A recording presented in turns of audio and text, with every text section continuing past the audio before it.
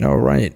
Hello. Well, as you guys know, file this away under stories you're not going to see again after today, by the way. The governor of Pennsylvania, Josh Shapiro's home was firebombed last night. He was the victim of arson. So let's go to that clip really quickly. Pennsylvania. A suspect is in custody after authorities say he scaled a security fence 7 foot high early yesterday and broke into the governor's mansion where he set a fire. The flames left significant damage and forced Governor Josh Shapiro, his family, and guests to flee the buildings in the middle of the night. The governor said he, his wife, their 4 children, and another family had celebrated the Jewish holiday of Passover at the residence on Saturday and were awakened by a state trooper pounding on their doors around 2 a.m. While my family and I were asleep upstairs here at the governor's residence, one of the state troopers assigned to our detail banged on our door, woke us up and told us we had an emergency and needed to leave immediately. Together, we secured all of our children, our 2 dogs, our family that was staying with us, and the troopers safely evacuated us from the governor's residence. After they fled, firefighters managed to extinguish the flames. You can see extensive damage there. No one was injured. Later on Sunday, officials captured a suspect identified as 38-year-old Cody Balmer. A motive was not immediately clear, but Governor Shapiro said officials believe it was a targeted attack. We celebrated our faith last night proudly, and in a few hours we will celebrate our second Seder of Passover again proudly. No one will deter me or my family or any Pennsylvanian from celebrating their faith openly and proudly. This type of violence is not okay.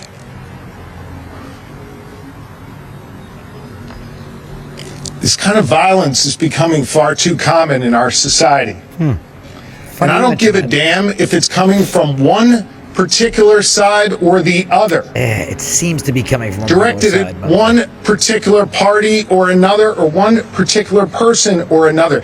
It is not okay. And it has to stop. We have to be better than this.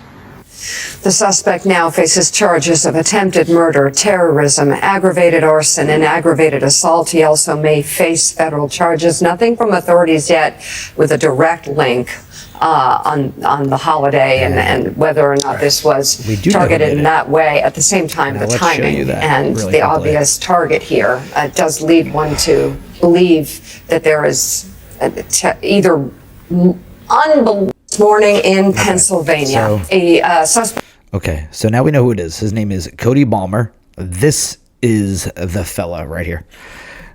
This is the guy. Well, what's that? F. Trump.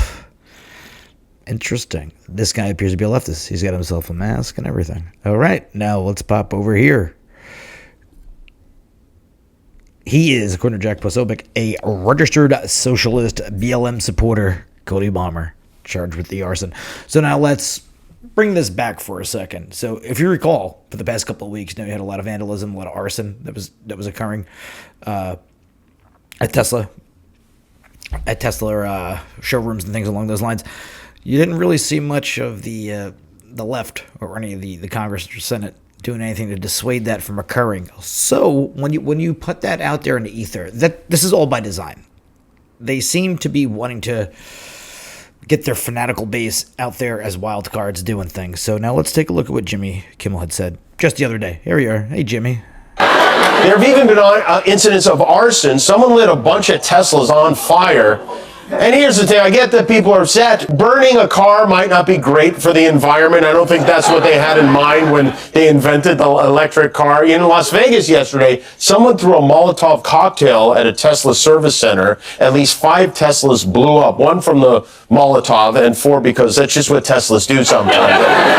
And no one should be setting fires. You could kill somebody, you could hurt somebody. Elon Musk might not care about other people, but decent Americans should. The world's richest man, has been trying to drum up sympathy for himself lately. His sales are down, his stock is down. Last night he was somber. Okay. So now, live by the sword, die by the sword.